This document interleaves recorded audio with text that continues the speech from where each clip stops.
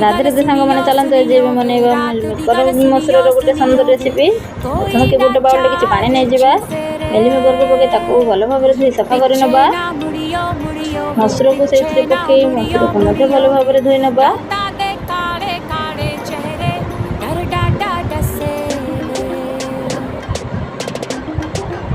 गोटे medium size आलू को छोटे छोटे पीस रे काटी नवा।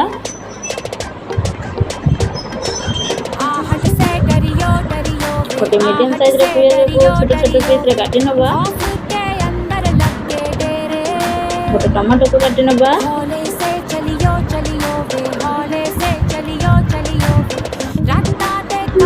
काटिक रखिथिबा आलू धनिया पत्र तेजपत्र जीरा पाउडर धनिया पाउडर अदा रसुण पेस्ट लुण हल्दी गुंड लंका गुंड गरम मसला कंचा लंका किसी कंचा सरिष तेल ताको पकई मिसई नवा। सबको भल भाव मिसई नवा। पानी गोटे बाउल ऐड करवा।